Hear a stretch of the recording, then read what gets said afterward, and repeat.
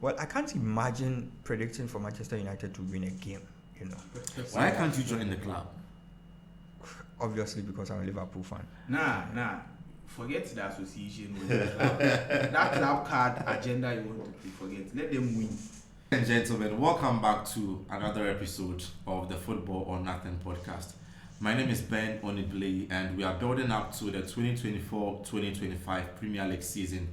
And for this episode, we are taking a closer look at the game between Manchester United and Manchester City. And it happens to be the Community Shield game or the curtain raiser for the new season. And I have with me Joel and Casey, who are going to help to go through the team news and the probable lineups for both sides. Guys, welcome back to the show. Thank you, bro. Thank you, man. So just a quick one. We've been in Premier League action for a while, out of action for a while. We've had the Copa America, we've had the Euros, and then preseason as well. What are the highlights for you so far? Well, Charlie, thanks. Mine has been the Olympics. I mean, I've loved every bit of it, from Duplantis on the pole vaults to Tobago 200 meters to, that's near almost close finish between Lyles and the Jamaican, yes, Thompson, I presume. So the Olympics for me has been very wonderful. And Cheptegei won the 10,000 meters race. Yeah. For Uganda, he took the gold. So we are doing well. I mean, Africa is doing well. Unfortunately, for the 800 meters, we couldn't take it. And for the 1,500 meters, we couldn't take it. That's unfortunate. But we are also doing good in the sprints. Well, Ghana, dear Charlie, the 4x100. That will be another issue. It is what it is. Well, my highlight of the season, or for the, let's say The postseason. the postseason, has been the Euros. So far, I think France and England coming into the Euros were a bit hype.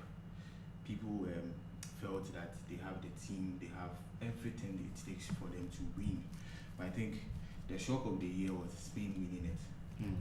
Because if you look at the Spanish side coming into the Euros, we didn't write them like that. But at the end of the day, we were able to lift the competition on the fourth time. And I think the kind of team that they came with, we didn't expect much from them, with the likes of a 16-year-old Yami Lamar, Nico Williams, and their captain Aboyo Marata winning this tournament. I think one surprising person in their setup was Marc Cucurella. I think coming up a season where Chelsea had a bit of ups and downs, and he came in to prove everybody wrong. Even most of the pundits coming into this competition rated him as one of the. At a point, you thought Grimaldo of Bayern Leverkusen was going to start ahead of him. Because of the season he had at with Leverkusen. But Cucurella showed us that, in fact, he's one of the big boys doing it in the league. All right, so let's get straight into action. Before we even talk about the team news and then the lineup, I just want us to have a look at the Community Shield itself. What are the interesting facts that we need to know about the Community Shield? Great. So, Ben, it is a shield, not a trophy. It's a shield, not a cup. So, it's a curtain raiser to the season, which is why it is played a week before the beginning of the season. And then again, if I take you way back into history, it began in the 19th century. In 1902, this current format of the FA Cup winner and the Premier League winner was factioned out. In 1920, it was solidified, and it has been like that for over the period up until now that we are going to play another Community Shield. And so it has traveled for a very long time. The intention or the idea of the Community Shield is to raise money for charity. So this year, the LFE is collaborating with the Alzheimer's Foundations, so that those persons living with Alzheimer's diseases, they are going to use a chunk of the money to help people like that. But some bits and parts of the money is going to go to the teams as well. So they get some, but the majority of it goes to charity. So based on this, the off the pitch importance is clear. But on the pitch, apart from it being a preparatory game for both teams, we also know that there is a supposed curse around the Community Shield that the team that wins the cup usually fails to win the Premier League.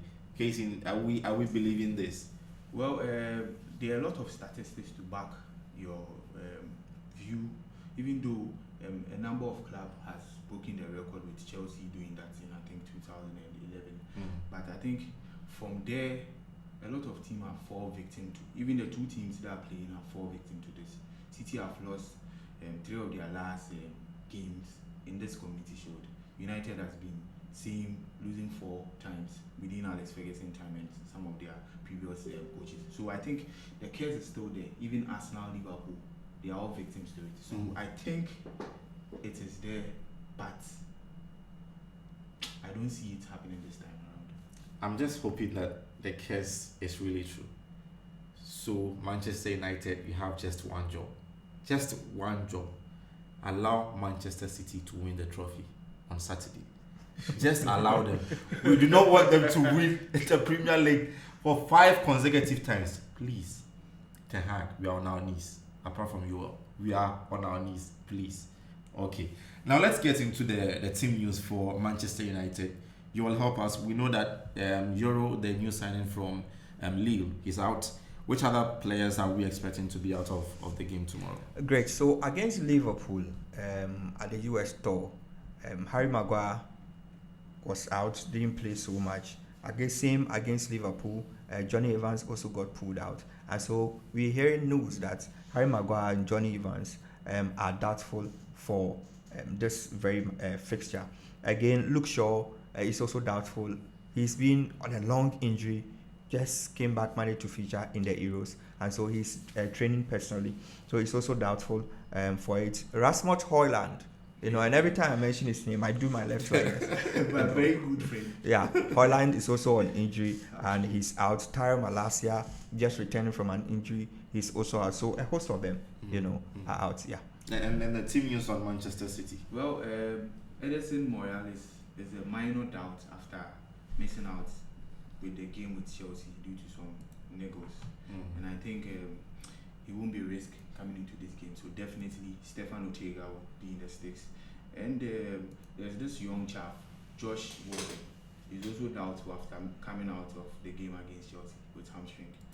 And again, Guardiola goes into this game without some of his senior players in the name of Rodri, Phil Foden, Kyle Walker, and John Stones. So these people are now returning from the Euros, and I don't think they have much game time or preparation coming into this fixture. So Kevin De Bruyne, Bernardo Silva, Jeremy Doku, Ruben Dias, Manuel Akanji, all these guys have returned. So definitely they could have the run to start against Manchester United.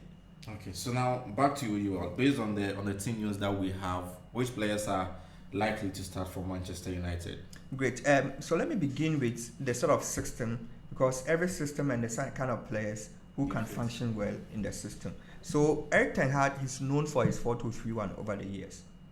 This season we are looking for some tweaks here and there, a lot of things to change. But if he's going to stick to his 4-2-3-1 formation, then these are the players likely to start.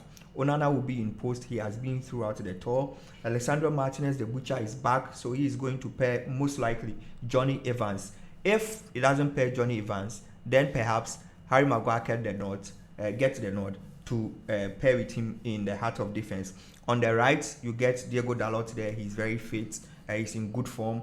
On the left, most likely is going to be Luke Shaw. Malacia, not so fit. Wan-Bissaka is also out just a little bit, so it's most likely going to be Luke Shaw. So between Luke Shaw and Wan-Bissaka, one of them is going to start, but I go for Luke Shaw because of his attacking threats and the balance that he gives the team. In the middle, the two pivots are going to be Casemiro and Mason Mount, like we saw during preseason.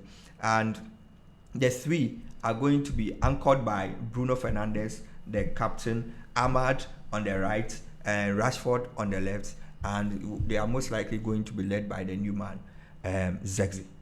But is Menu not fit enough for the game tomorrow? Well, Menu is just returning from the Euros, so he's been given a lot more time to relax, just like in the case of City, Rodri and the likes. Okay, so let's talk about Manchester City. Which players are we expecting? Well, in the post, since Ederson is not fit to be in the post, able deputy Stefan Ortega will be in the post definitely. And at their right back, I'm looking at Rico Lewis. This young chap has been very fantastic. And Kyle Walker is not available, so definitely Rico Lewis will be at the right back. And again, Ruben Diaz will be at the heart of their defense alongside Manuel Akanji. And on their left back, I'm expecting Gavidor, the Croatian defender who has turned into Charlie, you that this Gavidor, it be Vadiol or Gavidor? Gavidor is like some drag be like that too. Yeah, what's the name? Gavidor or what? Vadiol. Josko Vadiol. Josko Vadiol. Okay, this Croatian defender has turned into some one day Marco van Basten. Busted, like he has been banging goals. So I'm looking at him returning to his goal scoring streak if he's going to continue from there. And again, at the heart of their midfield, Kevin De Bruyne is back. With Rodri not available, I'm seeing that Kevin De Bruyne could be deployed at the heart of their midfield.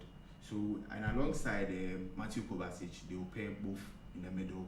And their right back, your best friend will be there, Oscar Bob, will be played at the right back. And at their front man or their anchor man will be Erling Haaland, who comes into this game with a hat-trick against Chelsea. Okay, so let's quickly look at some of the biggest matchups or battles in the game. I'm just looking at Bernardo or Jack Grealish. If he's to play on the left-hand side, he'll be playing against possibly Diego Dalot. He had a fantastic season in the previous campaign. So how interesting is this battle going to be? Right. So if you have studied Guardiola, if he's going into a game and he wants to draw a lot more fouls and then get goals on the ensuing infringement and all of that, he plays Jack Grealish because Grealish draws players and draws fouls. But I don't see that he's going to do that in this game. Why? Because some of his players are not coming back. So he will give them some time to train. So he will need Jack Grealish to be fresh and hot. But okay, Grealish didn't play with the English side.